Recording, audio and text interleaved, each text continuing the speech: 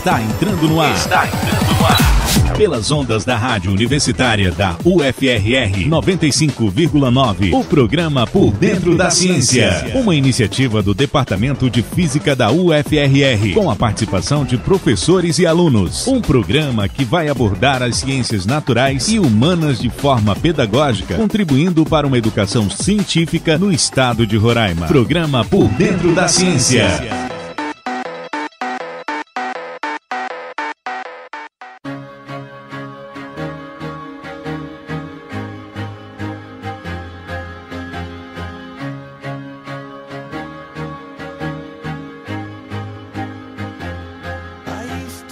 Bom dia, ouvintes, estamos no ar com o programa Por Dentro da Ciência. Estamos com vocês todas as terças, pelas ondas da 95.9 FM, Rádio Universitária.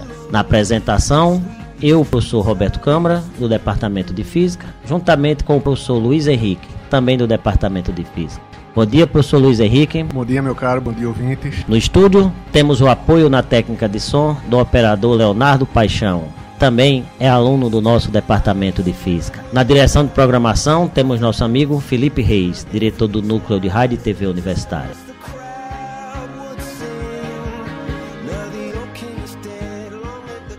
Hoje vamos entrevistar o pesquisador do INPA, Antônio Rossano Mendes Pontes. É bom registrar que ele já foi professor da UFRR, um dos fundadores antes da primeira turma. Já foi professor da UFPE e hoje é pesquisador no INPA Roraima. Rossano, bem-vindo ao programa Por Dentro da Ciência. Obrigado. Professor, normalmente a gente pede para o nosso convidado dar uma geral sobre a formação acadêmica dele. Como é que foi sua formação? Você se formou aonde, que ano? Seu mestrado foi em quê? Certo. Eu fiz graduação em Ciências Biológicas e fiz na UFPE. E quando eu estava terminando a graduação, eu descobri que ia ter concurso aqui para a primeira turma da UFRR. Né, eu sempre quis vir para a Amazônia, sempre foi meu sonho vir pesquisar na Amazônia. E aí eu vim junto com a primeira turma e comecei a ministrar, dar aula e fazer pesquisa aqui na UFRR. E depois que eu estava aqui, eu tive a oportunidade de fazer meu mestrado e meu doutorado. Meu mestrado foi com Ecologia e Conservação de Primatas na Universidade de Cambridge, na Inglaterra. E o doutorado foi Biologia da Conservação de Mamíferos em geral, de médio e grande porte. Rossano, você falou que fez o mestrado em Cambridge. Isso. Você fez graduação na UFPE e como é essa ligação com Cambridge? Pronto, quando eu fiz a graduação na UFPE, e aí já abri o concurso aqui para a UFRR, porque naquela época, como não tinha muitos doutores no Brasil, eles faziam concurso para quem só tinha graduação, para quem tinha mestrado e doutorado, que é diferente, que hoje em dia é só para quem tem doutorado. Então, antes mesmo de fazer minha pós-graduação, que já era um plano, eu fiz o concurso porque podia fazer para quem tem só graduação. E depois que eu estava aqui, então, quando eu decidi, durante a minha graduação na UFPE, nos estágios que eu fiz, que já era na área e tudo, eu fui me familiarizando com esse campo da biologia, da conservação, biodiversidade, etc. E fiquei sabendo que uma das melhores universidades do mundo nessa área era a Universidade de Cambridge. Então, depois que eu cheguei aqui, depois dos 2 anos que eu tive que passar na UFRR, então eu entrei em contato com várias universidades, fui aceito em algumas e escolhi ir para Cambridge. E depois fiz o doutorado também lá na mesma universidade. E no mestrado e doutorado, você trabalhou em quê? Tanto no mestrado quanto no doutorado é Biologia da Conservação. Tá, que mas teve algum foco? Sim, em biodiversidade, né? Eu fazia levantamento, eu trabalho com isso até hoje, eu faço bioprospecção, ou levantamento dos animais que existem na floresta, principalmente naquelas áreas que nunca tinham sido estudadas. Né? Inclusive, eu fui um dos pioneiros aqui em Roraima, como lá na UFPE também, que eu continuei trabalhando lá na Mata Atlântica também, no Nordeste. E então, isso consiste em quê? Em a gente desbravar áreas novas. Na tua graduação na UFPE, tu já tinha esse contato com bioconservação? Isso, ou já. Isso despertou quando tu vem pra Amazônia? Porque é um caminho natural, né? O cara chega na Amazônia, essa biodiversidade. Isso, não, a minha graduação já foi voltada para isso, para biodiversidade, inventário da riqueza que existe nas florestas, tudo. Só que eu fui treinado lá no Nordeste. Mas eu sempre tive esse sonho de vir para a Amazônia. Então coincidiu. Quando eu cheguei na Amazônia, eu já tinha o treinamento. Eu fiz minha monografia também com essa técnica e tudo. E aí aqui, esse embasamento serviu para que eu continuasse fazendo minhas pesquisas, então, aqui no estado de Roraima. E aí a minha proposta do mestrado foi exatamente nessa área. Vale salientar que o trabalho de campo a gente pode fazer em qualquer lugar do mundo e escrever a dissertação ou a tese numa outra universidade, em um outro país, que na verdade serve para a gente discutir, conhecer outras pessoas, conhecer bons pesquisadores, mas o trabalho de campo foi aqui em Roraima. E teu objeto de estudo no mestrado, o que foi? Pronto. A que conclusões mestrado, você chegou? O meu objeto de estudo eram os primatas e a minha área de estudo foi a Ilha de Maracá. Então eu fiz um dos primeiros levantamentos das espécies de primatas ou de macacos que tinham lá na Estação Ecológica de Maracá. Então eu estudei a riqueza, quais as espécies que tinha, a diversidade, a quantidade de animais nos diferentes tipos de floresta. Eu estudei 5 tipos de florestas diferentes, passei 1 ano lá trabalhando. Tu tem essa diversidade toda em Maracá? 5 tipos? Não, 5 tipos de floresta e tem 5 espécies de macacos lá. Uma para cada espécie de floresta? Não, aí isso foi o que eu estudei, inclusive. Tem 5 tipos de floresta totalmente diferentes, com espécies de árvores diferentes, produtividade de alimento, de frutos diferentes, de flores, de folhas, de porte, altura e porte. Aí eu estudei a riqueza e a abundância de macacos em cada uma dessas florestas. Então eu fiquei 1 ano lá, indo todo dia em cada uma das florestas,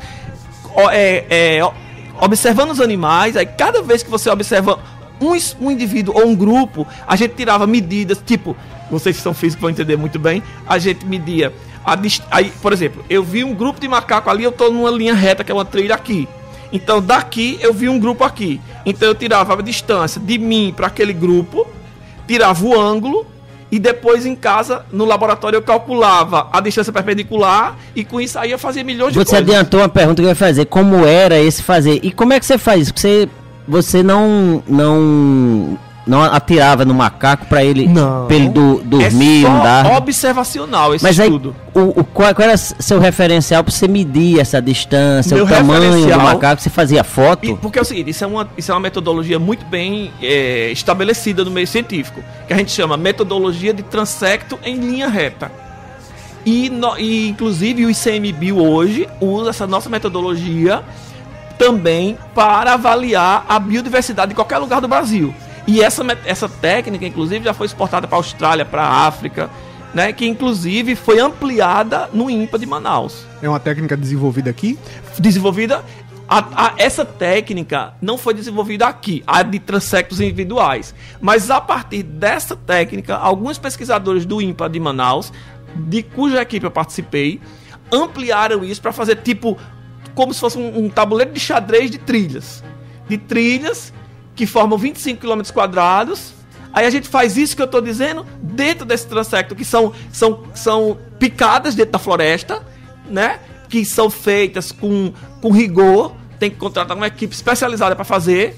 E aí você pode calcular a abundância, desde de peixes dos igarapés até os mamíferos. Mas como é que você fazia a medida de longe? Porque você disse que faz tipo um triangulamento, uma triangulação de pontos. É assim, primeiro a gente abre uma picada que a gente chama transecto, o padrão é 5 km. Então, com bússola, com tudo, para ficar bem retinho, 5 km. Aí eu só posso andar naquela trilha a uma determinada velocidade, etc. Aí eu fico indo e voltando, acumulo e registro o número de quilômetros que eu andei total. Aí, tipo, eu tô aqui, tipo, eu andei 1 km, 250 metros, parei, vi um grupo de macacos ali. Tá, mas esse ali, como é que você mede esse ali? É isso? Exatamente. Primeiro eu paro, aí eu conto os indivíduos, identifico qual é a espécie, vejo se eles estavam comendo alguma coisa, vejo se tinha mais de uma espécie no grupo, que a gente chama de grupo misto, etc. Tal. Aí quando eles foram embora, eu marquei o ponto onde eles estavam. Aí o meu auxiliar de campo puxa uma trena até onde eles estavam. Tá. E eu com a bússola tiro o azimuth. O ângulo. Agora, uma coisa, existe até alguns equipamentos mais modernos de raio laser para tirar a distância. Só que dentro da floresta não funciona porque na primeira folha que ele bater, ele para. Então a gente tem que tirar na munheca mesmo. E as medidas, especificações dos indivíduos, como é que você fazia? O tamanho do macaco, a massa... Não, os macacos, em geral, aquela família, aquele gênero já é conhecido, já tem nos livros, nos guias. Agora, o que eu tinha que descobrir era se aquelas espécies eram as que já eram catalogadas ou se eram espécies novas. Assim, de primata não tem espécie nova, eram todas já conhecidas, né? Então eu só estudei a riqueza que tinha nas florestas e a abundância deles em cada tipo de floresta. Você chegou a registrar o número de indivíduos que Sim, tem? com certeza. Tem, tu ainda lembra? Florestas. Como? Tu ainda lembra do número de indivíduos que havia ali? Lembro.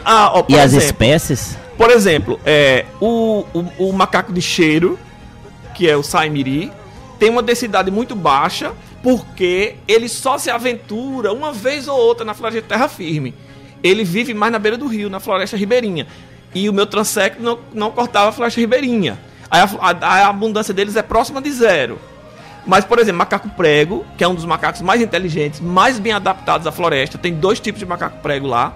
Eles têm uma densidade alta, de 10 indivíduos por quilômetro quadrado, 12 indivíduos por quilômetro quadrado em determinadas florestas. Agora, isso varia de floresta para floresta, porque, por exemplo, uma floresta de carrasco, que é uma floresta baixa, não vai Quando ter comida. Quando você está falando de floresta para floresta, está se referindo às florestas lá de Maracá, né? Dentro de Maracá. Tá é certo. um mosaico, como se fosse Qual é o tamanho da ilha de Maracá? 101 mil hectares. É grande. É bem grande. 101 mil campos de futebol, mais ou menos. Exato.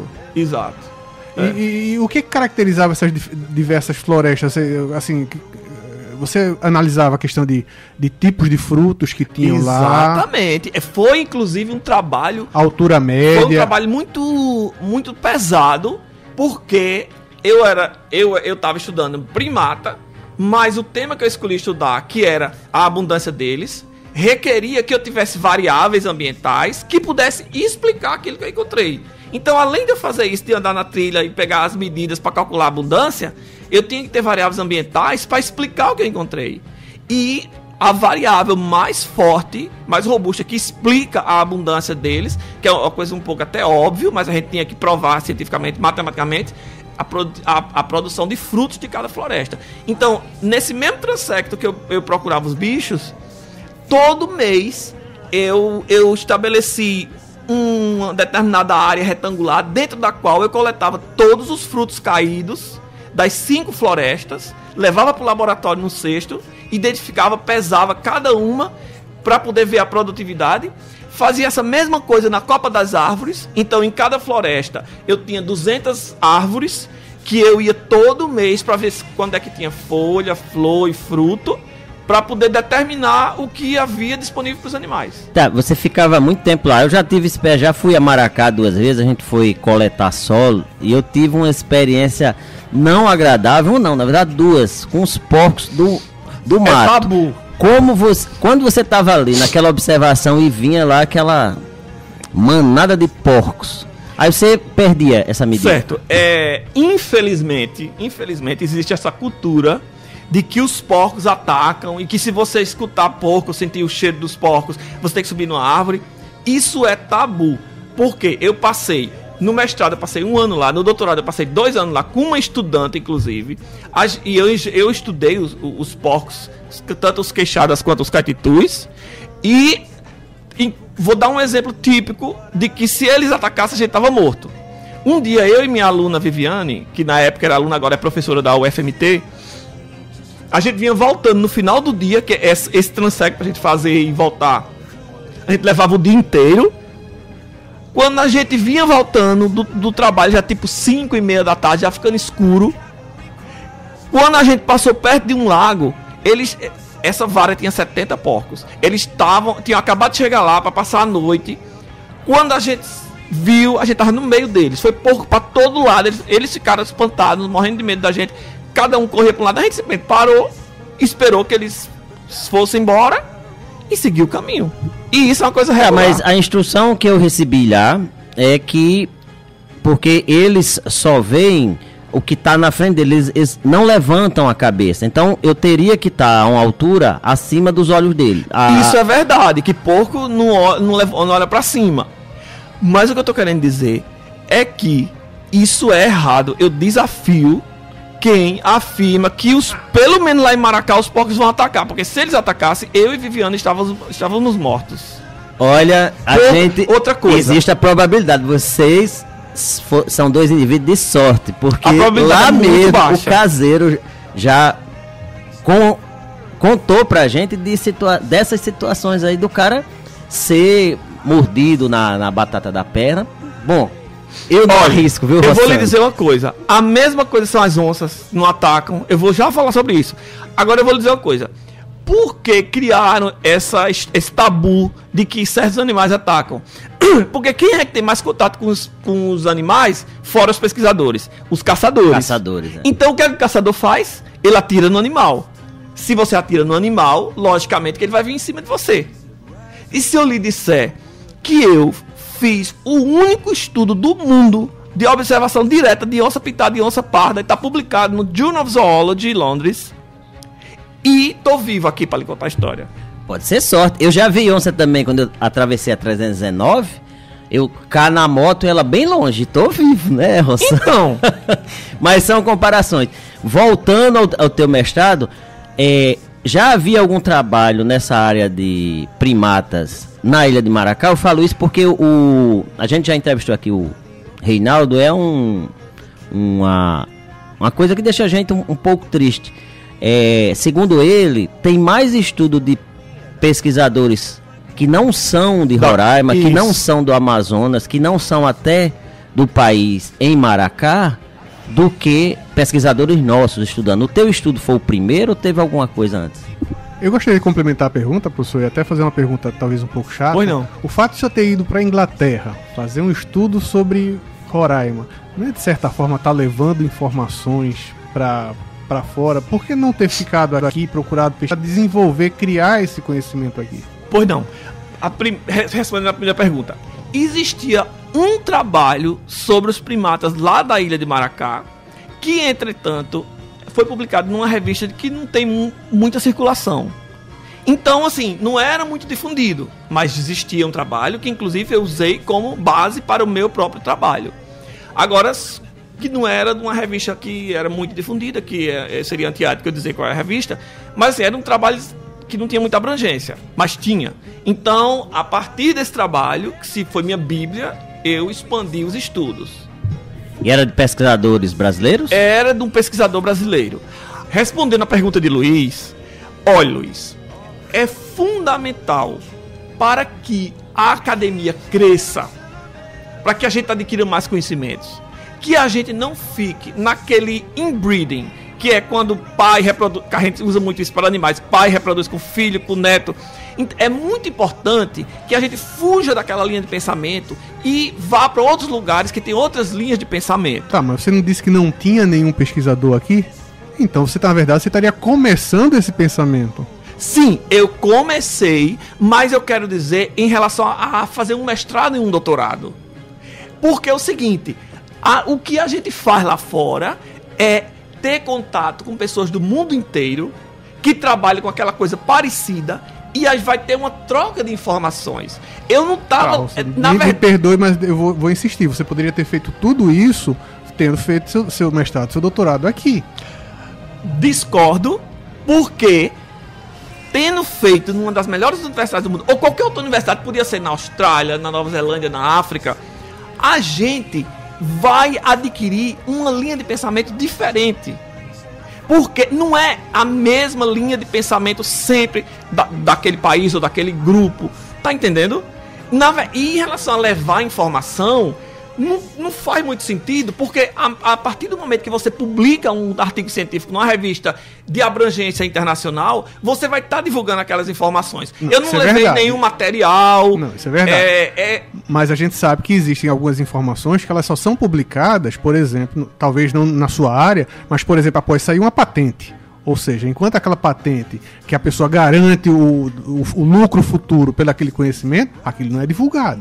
Certo. Mas, inclusive, numa dissertação de mestrado ou numa tese de doutorado, ela só pode ser divulgada ou ela só pode ser distribuída se você autorizar. Eu não sei nas outras universidades, mas onde eu fiz, em Cambridge, quando a gente submete, a gente assina inclusive um documento dizendo se é para publicar ou se é para manter irrestrito. Que inclusive, normalmente a gente mantém restrito, que não seja divulgado, inclusive por isso que muita gente não publica na internet, etc. tal, para poder as informações não serem divulgadas antes de você publicar o seu artigo científico. Porque assim, na universidade, talvez nem tanto, porque muitas pessoas preferem investir mais no ensino. Mas, por exemplo, num centro de pesquisa como o meu, o INPA, que a gente vive da ciência, de publicar em artigo científico e tudo, a gente não quer que as informações sejam divulgadas antes que a gente publique. Né? Então, dessa forma, a gente garante que as nossas informações não sejam acessadas antes de a gente publicar. Rossano, voltando ao teu trabalho lá em Maracá com os primatas, você identificou 5 espécies em 5 florestas diferentes. Maracá é uma ilha, tem ocorrência dessas espécies em outras localidades de Roraima? Sim. E do Brasil? Sim. As espécies, não só de primatas, mas de mamíferos e de outros bichos, tudo, elas têm uma área de distribuição no mundo. Cada espécie tem uma área de distribuição. Então, por exemplo, o macaco-aranha, a espécie de Roraima, são 2 espécies de Roraima, a Teles beelzebu e a Teles paniscus. Eles ocorrem no estado de Roraima, pegam um pouco do Suriname, da Guiana, da Venezuela, mas eles têm uma área de distribuição. Aí se você descer mais para o sul do estado, até próximo da fronteira, aí começa a ocorrer outras espécies. Aí que você vai em direção ao Pará, já é outra espécie. E por isso que, inclusive, na Amazônia a gente tem uma altíssima biodiversidade. Porque a gente tem muitos tipos de florestas diferentes, isoladas muitas vezes por rios.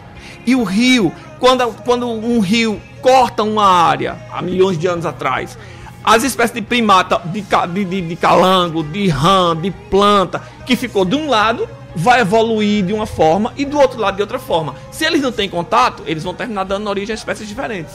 Então, inclusive na Amazônia, a barreira que fez com que a gente tivesse evoluído tantas espécies diferentes e ter a maior biodiversidade do mundo são os rios.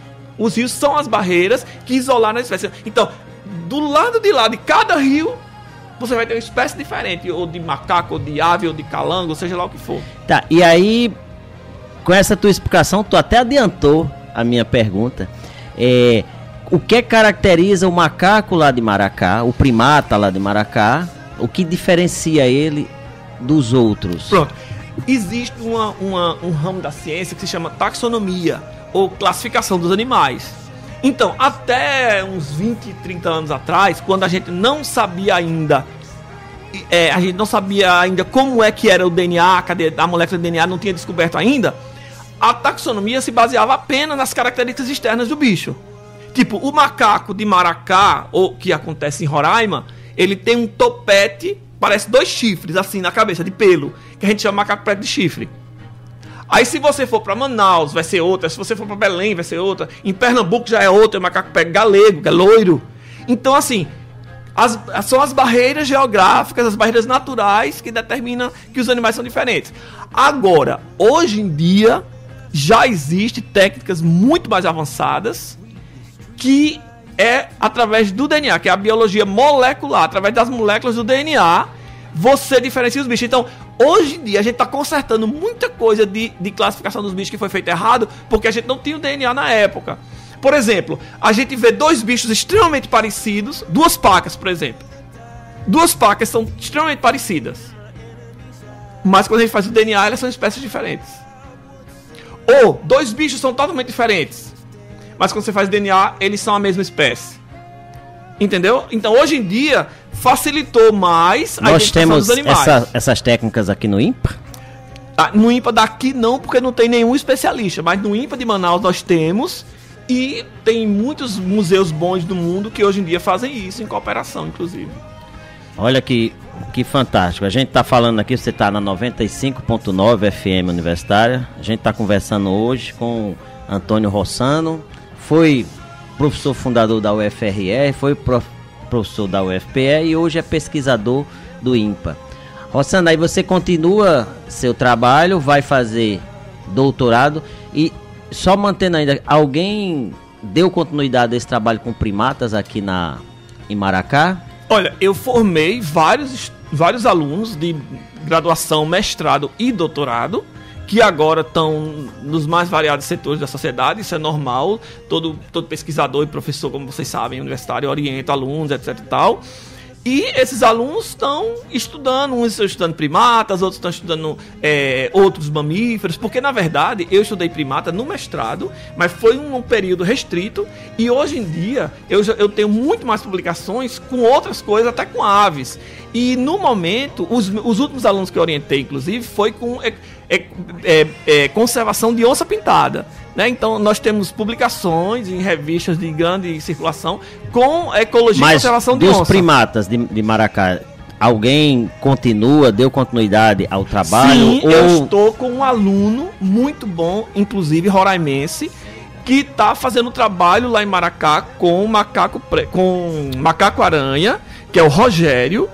Inclusive ele se encontra no momento, se eu não me engano, em Minas Gerais, fazendo um curso de campo de primatologia. É um aluno excelente, inclusive, é professor da rede estadual e está fazendo a monografia de graduação dele e pretende fazer doutorado. E eu também tenho uma outra aluna roraimense que está lá no INPA agora, inclusive, que se chama Carolina, que a gente chama Carol, que quer trabalhar com essa mesma metodologia, mas nos rios, no Baixo Rio Branco, com boto, ariranha, essas coisas. Tá, e agora você vai para o seu doutorado. O doutorado você continua estudando primatas ou... Não, aí... esqueça primata. Agora é mamíferos. Não gostou dos primatas? Não, gostei sim. Mas só que como objeto de estudo, para responder as minhas questões científicas, os primatas já me forneceram o que eu precisava. Então eu estudei a diversidade, a riqueza deles nas florestas, a abundância. E aí no doutorado eu estendi para todos os mamíferos de médio e grande porte, que é onça, é tamanduá, é cachorro do mato, é paca, é cutia, é anta. Então eu estudei a comunidade de mamíferos como um todo, e inclusive essas mesmas questões científicas de riqueza, diversidade, abundância. Mas foi necessário fazer alguma adaptação à metodologia de trabalho para? Sim, porque aí não são mais só primatas que estão nas árvores, são mamíferos terrestres e também sensoriais, aqueles que vivem no chão e nas árvores, como a irara, por exemplo, o papamel, né? Mas basicamente é o mesmo. Tipo, é como minha aluna que estuda boto, vai fazer esse mesmo censo, só que nos rios. Pequenas adaptações, mas já existe muito trabalho publicado na área e que já comprova que essa metodologia é eficiente. Minha curiosidade agora é no fazer lá no campo. Você vai estudar agora vários primatas. Foi em Maracá também? O doutorado foi em Maracá também. Tá. Aí, lá nos primatas, você saía na trilha e se concentrava nos primatas. Mas agora você está abrangendo todos os mamíferos. Aí como é o fazer? A mesma coisa. Mas a minha curiosidade é, encontrou uma anta ali, encontrou uma onça ali. Sim. A espécie encontrada no meio do caminho, você para e vai... Todas de mamíferos de médio e grande porte, que é de esquilo a onça. Então, num dia, eu chegava com uma ficha com 20 registros. Aí, o que a gente... Pronto, aí com esse estudo, eu concluí, inclusive, que um dos bichos mais abundantes que tinha nas florestas lá era a cutia. Mas, uma descoberta surpreendente que eu fiz para essa região aqui, que envolve o escudo das Guianas, onde Roraima está, é que, diferente do resto do mundo e diferente do resto da Amazônia, nas nossas florestas aqui, tem mais bicho grande do que bicho pequeno. Porque se você imaginar, uma floresta, você mesmo que seja um leigo, você vai pensar que tem mais rato do que paca, não é isso? É mais paca do que anta. Eu sempre imagino que o maior vai ser menos porque tem que ter menor em grande quantidade para alimentar aquele maior. Exatamente. Só que nas florestas de Roraima, onde a copa da árvore é muito mais aberta do que no resto da Amazônia, tem mais incidência de sol no chão. Então o subbosque é mais desenvolvido. Então o subbosque da floresta mais desenvolvido tem mais alimento no chão do que nas árvores. Tornar a coisa mais didática ainda, que está bastante didática. O que é subbosque? É a vegetação rasteira. é a parte... Porque a floresta... Porque eu não expliquei. A floresta, a gente distribui a floresta em andares. Aí o subbosque é a vegetação rasteira mais de baixo, né? Chão até uns 2 metros. Aí depois tem o andar inferior, o andar médio e o andar mais alto. Que você vê do avião, aquele tapete. Só que ainda tem o último andar, que é emergentes. Aí emergentes são aquelas árvores isoladas, onde o gavião real vive, gosta de fazer o ninho. Aquelas árvores mais altas, que é onde os macacaranhas dormem, pra se proteger mais dos predadores que vêm de baixo. Porque uma árvore isolada, ele fica mais protegido, ele vê que vem de baixo, né, o perigo. Mas, Rossano, a própria densidade de árvores da floresta inibiria, na minha opinião, o crescimento de animais, o aumento da população de animais maiores. Exato. Né? Mas só que no nosso caso... Você falou... Não, eu só ia complementar a pergunta assim. Será que a presença da savana, do lavrado, não teria uma influência? Tem tudo a ver com a presença do lavrado. Porque, ó, fora dessa região do escudo das Guianas, que envolve Roraima, o resto da Amazônia inteira, a densidade de árvores é muito alta. Então, quando o sol incide na floresta, é mais intenso lá em cima, vai diminuindo, lá embaixo é escuro. Uhum. Então, tem pouca vegetação, pouca produtividade primária, que é produtividade de tudo que é tipo de alimento, etc. Então, tem muito mais bicho na copa das árvores, que no caso é macaco, e vai diminuindo. Só que no escudo das Guianas, não é uma floresta fechada, feita lá no Pará. É um mosaico de savana ou lavrado, campinarana, campina e floresta. E mesmo as florestas dessa região aqui, onde o solo é muito seco, onde chove muito menos do que no resto da Amazônia, as árvores são mais espaçadas e aí entra mais sol, que o sol chega até o chão. Aí lá no chão vai ser muito mais produtivo de todo tipo de alimento. Então a gente tem mais bichos no chão da floresta do que na copa e, consequentemente, quem mora no chão? É anta, é veado, é onça.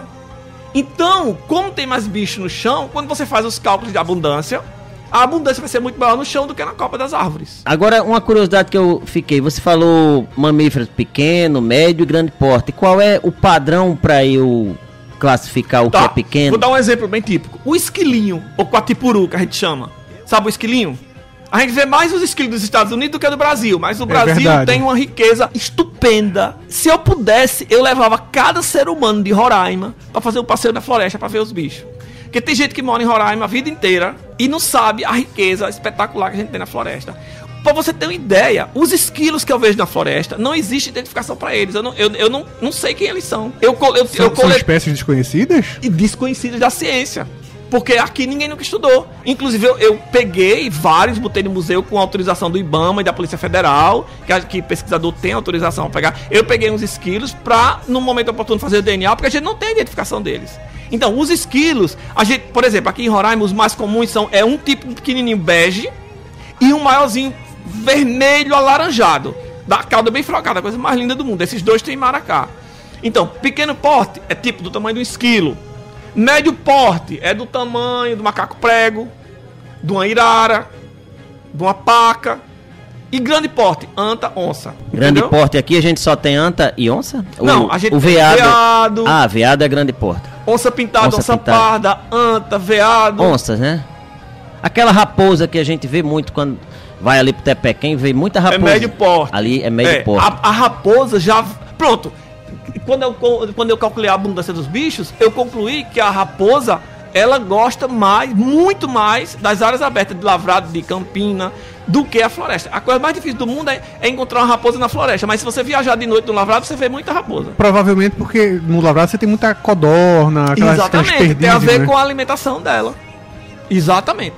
Me diz uma coisa, e ali em Maracá, a gente tá se restringindo a Maracá porque... Mas... Certo, aí eu saliento que além de Maracá, eu já estudei Viruá. Viruá também? Já estudei no Caroebe, já estudei no Bom Jesus, no assentamento Bom Jesus, acima de Maracá, e também no 500, lá na Vila Novo Paraíso. Mas isso já foi depois do doutorado? Depois do doutorado, é. Tá, e lá em Maracá, quantas espécies de mamífero você conseguiu identificar? Tem, porque depende da floresta, entre 33 e 40 espécies. É. É muita espécie. E aí você tá... essas mesmas espécies você tem em outras... Pelo estado de Roraima, tem essas mesmas espécies. Maracá é uma ilha só... antropologicamente falando, mas ela não é barreira para os animais atravessam, principalmente na época seca, até a gente atravessa andando na época seca. Então é porque eu ia perguntar exatamente a idade se tem a idade geológica daquela divisão. Nesse caso específico de Maracá, o rio não é uma barreira, a gente vê os bichos atravessando, mas se fosse uma barreira, provavelmente quando eu chegasse lá, eu ia encontrar várias espécies novas. Porque eles estariam isolados há milhões de anos. E você sabe que a gente está sempre evoluindo. As nossas moléculas estão sempre vibrando. E toda vez que a gente se reproduz, não é a nova combinação de espermatozoide com óvulo do DNA. Então, a gente está sempre se modificando. Quando eu olho para você, você não é mais o que a minha íris captou. Você já se modificou molecularmente. Então isso, com 1 milhão de anos... vai dar origem a uma espécie diferente, se tiver isolado daquela outra população. Você identificou alguma outra perspectiva de encontrar animais desconhecidos? Sim, inclusive eu já descrevi 2 espécies novas. Infelizmente não aqui em Roraima, mas eu estou no caminho. Inclusive eu já publiquei essa informação para garantir que as pacas daqui de Roraima são 2 espécies diferentes de paca. Tem a paca concha e a paca comum. Eu já fiz o DNA e estou escrevendo o artigo agora. Mas eu já descrevi uma espécie nova de macaco prego, que é o macaco prego galego, lá em Pernambuco, e uma espécie nova de porco-espinho, que passou no Fantástico. Eu acho que vocês devem ter visto há uns 6 anos atrás. Que é uma nova espécie de porco-espinho, lá de Pernambuco também. E aqui tem algumas espécies que eu já coletei que a gente está em vias de descrição. Você citou há um momento atrás, você publicou sobre uma onça, um periódico muito... Sim. De muito peso na área. O que é que se destacou nessa espécie de onça? Esse estudo foi muito interessante porque é o seguinte: a literatura geral do mundo diz... e os meus colegas Mateiros, o Calango, o Luiz, se eles estiverem escutando, eles vão saber que a onça tem áreas de vida gigantescas, de 10, 20, 100 km². Então, em geral, a gente acredita que a onça, regularmente, ela anda todo o perímetro da área de vida dela, marcando com urina e tudo, para evitar que outro macho entre. Qual é o tamanho desse perímetro, hein, Rossano? Sim, como eu falei, varia. Nessa grade de trilhas que a gente estuda de 25 km², pode ter 3 onças. Agora, pode ter numa área que com pouco alimento, ela vai querer defender uma área muito maior, de 50, 100 km². Cada estudo que a gente faz, a gente descobre uma coisa diferente. Mas enfim, aí o que foi que eu descobri? Que lá em Maracá, na verdade, os movimentos delas não são aleatórios na área inteira. Dentro dessa minha área de estudo, que tinha 10 km² numa linha reta, num desses transectos, tinha 6 buritizais que cortavam esse transecto. E aí, toda vez que eu passava nos buritizais, na época da seca não tem quase nada de alimento na mata. Os animais vão para onde? Corre tudo para os buritizais. Porque o buriti, eu não disse que eu ia todo mês lá, quando eu estava estudando, e via quando era que tinha folha, flor e fruto. Aí eu descobri que os buritizais estão no pico de produção quando não tem mais nada na floresta. Então eles são espécies-chave para a sobrevivência dos bichos. Então na época da seca, no pico da seca de dezembro, toda vez que eu andava esses 10 km, que eu cruzava um buritizal, se tivesse uma onça, tinha porco. Se tivesse porco, tinha onça. E eu fiz esse estudo, fiz a estatística, né, deu altamente significativo, e isso eu não encontrava na época da abundância de alimento, porque onde ela for, vai ter bicho. Ô Rossano, especificamente em relação às onças, você percebeu algum número assim considerado preocupante em questão de população? Pra muito ou pra pouco? Pra pouco. O pessoal fala muito de que tá de caça, não sei o que. Você detectou alguma coisa? Inclusive, em Maracá tem uma densidade altíssima. No Cantá, que eu nunca estudei sistematicamente, mas conheço várias pessoas que moram lá e tem relatos de uma altíssima abundância de onça também no Cantá. E mesmo nos assentamentos humanos, onde eles caçam, a gente encontrou bastante onça.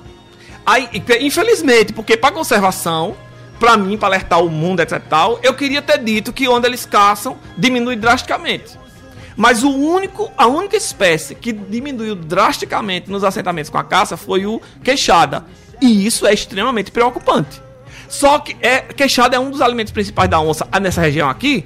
Só que quando não tem queixada, ela se concentra no veado e no caititu. Aí ela caça mais veado e caititu. Agora, a gente, tem muito porco do mato ali em Maracá. Não, o que você vê é o mesmo grupo. Tem uns 70 indivíduos. É mesmo? Tem um grupo de 71 de 100 Eu tive em Maracá em 2016, 2015. Você teve quando lá? Porque aqui ele se reproduz pra caramba, né?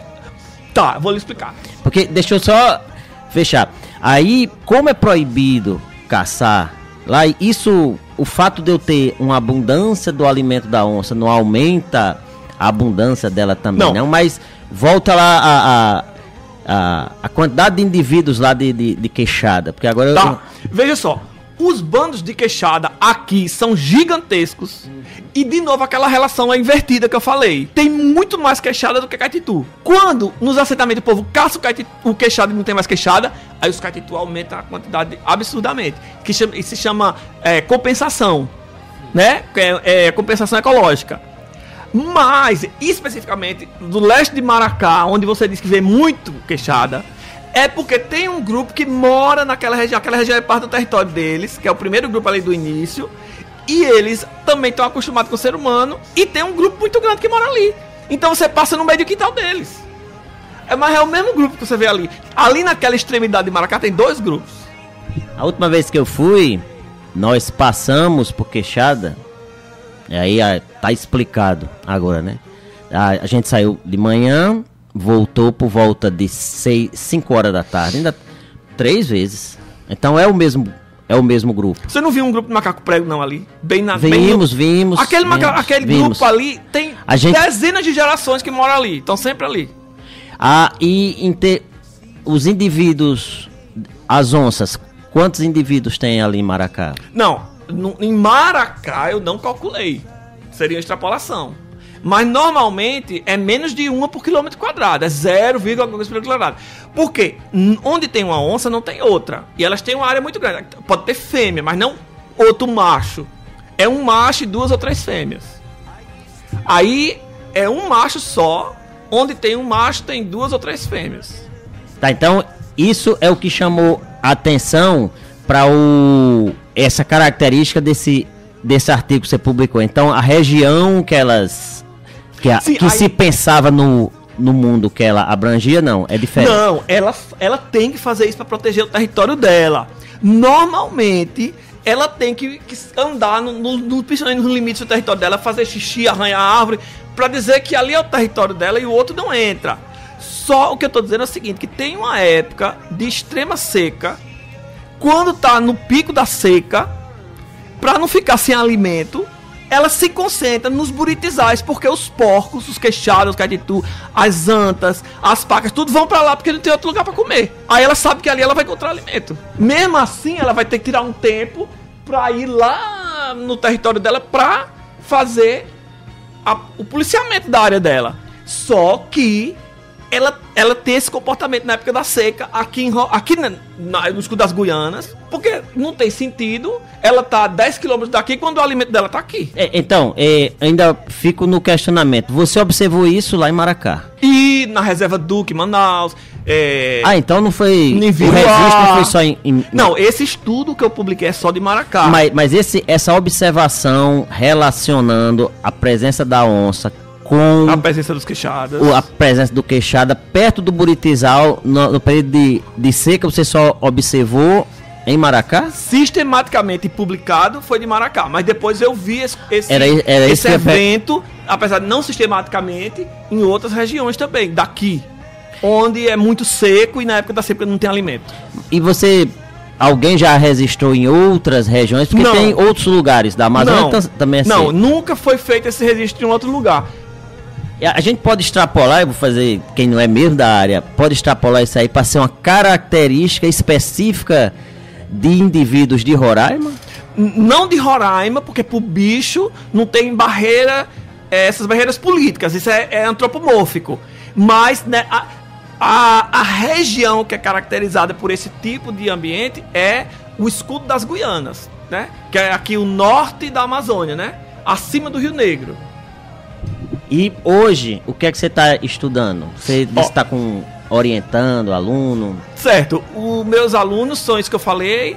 Agora, minhas pesquisas são sobre mamíferos, né, em geral, biodiversidade. No momento, o que eu me encontro fazendo é me preparando para fazer o DNA de algumas espécies que a gente não tem certeza qual é exatamente a espécie, que pode ser espécies novas para a ciência, e eu estou treinando para fazer biologia molecular, que eu nunca fiz, para poder identificar essas espécies. Mas quando você fala pode ser espécies novas, elas já foram descritas com a taxonomia, não é isso? Isso. Com a taxonomia antiga. Então, não é que seja antiga. Elas foram descritas em outras regiões, e aí os primeiros pesquisadores que descreveram elas, eles extrapolaram. Porque assim, quando a gente descreve uma espécie nova, a gente diz onde é a localidade tipo. Localidade tipo é onde aquela espécie foi coletada. Localidade tipo, como por exemplo o porco-espinho que tinha lá em Pernambuco. Localidade tipo é Pernambuco. Aí aquele porco-espinho, a literatura dizia que ocorria até a Amazônia. Mas só que ninguém tinha vindo aqui para coletar. Como a paca. A localidade tipo da paca. Nunca tinha vindo ou tinha vindo, mas tinha observado de forma... Não, nunca tinha sido feita pesquisa. A maioria dos bichos, aliás, todos os bichos que foram descritos para a ciência, nenhum foi descrito aqui em Roraima, porque Roraima foi uma das últimas fronteiras da ciência. Agora é que a gente está estudando aqui. Normalmente era Belém, Manaus. Aí, as espécies que foram descritas lá, alguns pesquisadores erroneamente disseram, se tem na Amazônia, isso, na Amazônia a paca é tal. Aí a gente assume que aquela paca parecida é a mesma. Só que se você percebe que tem uma diferença, ou se você tem a oportunidade de coletar uma, que você faz o DNA, pode ser outra espécie. Tá, me tira uma curiosidade. A gente já entrevistou várias pessoas da biologia e sempre fala nesse lance de espécie nova. E eu confesso que eu sempre fico na dúvida. Parece, a impressão que eu tenho, que espécie nova é uma coisa corriqueira. De forma nenhuma. Mas porque é comum a gente escutar, ter uma espécie nova. Eu fui a campo. Vou lhe explicar isso. Então explica assim, bem didático. Como é que eu posso dizer? Porque a impressão que eu tenho que a princípio é uma sensação de imagem do que o pesquisador está vendo ali. Isso... Mas é exatamente isso. É porque é o seguinte. Primeiro, eu lhe disse que até 10, 20 anos atrás não existia o DNA, que inclusive foi descoberto na universidade onde eu fiz mestrado e doutorado, né? O Watson e Crick eram de Cambridge. A gente não tinha DNA. Eu lhe falei que a gente dava nome ao bicho só pelas características externas. Isso é uma característica. Então, com o DNA, aí hoje todo mundo que estuda biodiversidade vai querer coletar para identificar, porque hoje tem o DNA. E outra, a gente está formando muito mais pesquisador na área de biodiversidade, na área de biologia. Tem um boom de cientistas, tem muito mais financiamento e coincidiu na era do DNA, da biologia molecular. Aí, por exemplo, imagine Linneu em 1700 ou 1800 descrevendo um bicho. Fala pro nosso ouvinte quem foi Linneu. Linneu foi o criador da taxonomia, o precursor de toda a ciência da biodiversidade. Ele descreveu os primeiros animais e antes dele a gente não tinha essa coisa sistematizada Pois é, Rossano, mas mesmo hoje com esse DNA, já há algumas décadas a gente já tem o recurso da fotografia. Isso há várias décadas. Mas a fotografia só vai lhe dar o que ele daria se você olhasse com o olho nu. Não é a nível molecular. Não, mas eu falo antes desse nível molecular, porque, e aí realmente, como você falou há pouco, o que você está me vendo agora já não sou eu quando chega na sua retina. Reações químicas a todo segundo, o tempo Sim. todo. Então, eu acho que o nível molecular vai revelar muita coisa que você pode até, vou extrapolar aí, você pode medir o DNA do indivíduo, pegar o filho dele, vai ter um DNA diferente, e você pode até supor que é uma espécie diferente. DNA diferente, são combinações diferentes. Não é diferente, o DNA, o pool dele é igual ao seu, porque ele veio de você. Não, mas o DNA, você está dizendo que ele é igual, a gente não tem aquelas moléculas que formam o DNA, acho que são 6 moléculas, né? Eu nem lembro mais das minhas aulas de biologia. Adenina, guanina, citosina. Isso. Tá. São as diferentes combinações disso aí que... Diferentes combinações, mas só que elas não são diferentes, elas não vieram de outro indivíduo. Elas podem mudar de lugar na mesma molécula, para que o olho do seu filho não seja nem o seu, nem o dela, mas uma mistura dos dois, por exemplo. Mas não é uma mudança dramática que gerasse uma mutação, por exemplo. Não é uma diferença dramática que desse origem a uma característica que não existe no seu corpo. Deixa eu tentar fazer um paralelo. Eu explico para meus alunos. A gente tem uma técnica comprovada, difratometria de raio-x. Então, ela se baseia em quê? Por exemplo, o sal de cozinha, NaCl. Se eu pegar um cristal de NaCl aqui e um cristal de NaCl em outra galáxia, o raio-x vai ser o mesmo. Por quê? O Na só se liga com o Cl daquele jeito. Não foi descoberto até hoje outra forma daquelas duas moléculas, daqueles dois átomos, desculpe, se arranjarem para ter estabilidade e manter aquele cristal. Quando você fala que o meu DNA se combinou com o DNA da minha esposa, o meu filho tem a combinação do DNA dos dois, mas com variações de composição ou de quê? De composição, olha, porque no DNA tem pedaços não codificantes, ou seja, ele tem matéria-prima sem informação, que pode surgir nova informação naquele espaço, porque numa fita de DNA pode ter espaço sem informação, e isso dá vazão à evolução. Ele pode, se você pegar um pote com sopa de letrinha, você tem um punhado de sopa de letrinha de letras A, B, C, D, e o da sua mulher XYZ.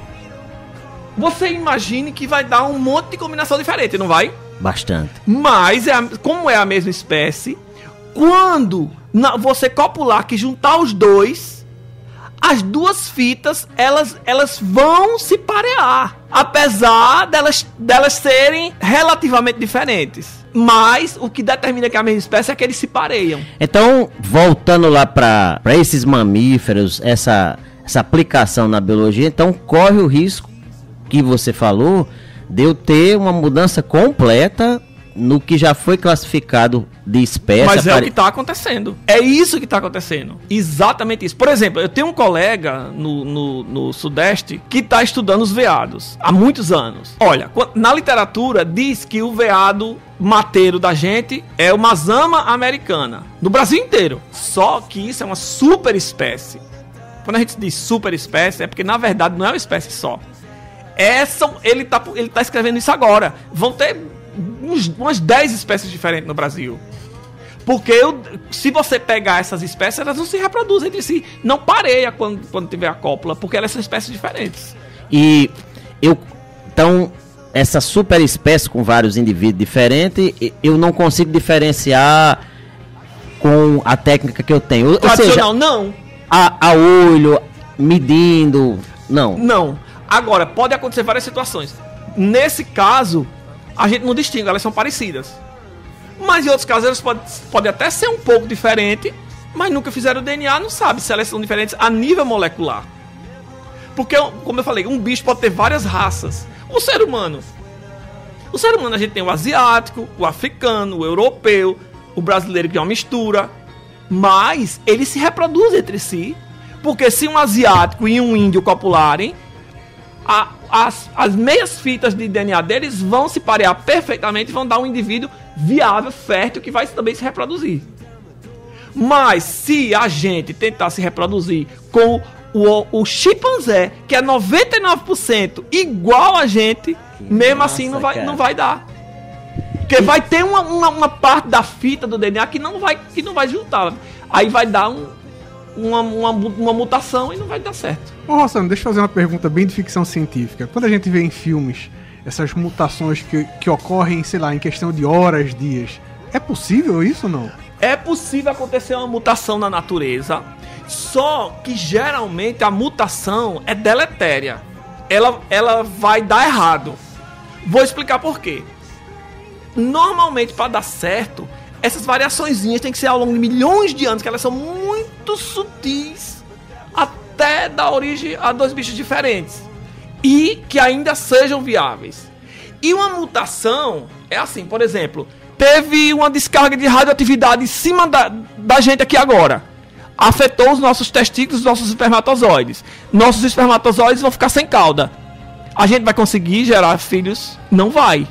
Essa mutação súbita geralmente é deletéria. Olha, fantástico. E Rossano, a gente tá chegando ao fim, mas você falou que vai treinar essa técnica de DNA para utilizar, e já fica o convite quando você tiver dados, principalmente de indivíduos aqui de Roraima, para voltar aqui ao nosso programa para a gente mostrar será um prazer. O nível que tá a ciência que é feita aqui em Roraima, quer dizer, usando uma tecnologia de ponta. A gente agradece muito. Eu que agradeço a oportunidade, a sua presença e essa forma fantástica de escrever o que a gente está fazendo, e tem muito o que fazer ainda, principalmente em biodiversidade. Sim, com certeza. Professor, muito obrigado. Eu que agradeço. E agradecemos vocês, ouvintes, por estarem aqui na 95.9 FM Universitária, e contamos com vocês na próxima semana. Até lá.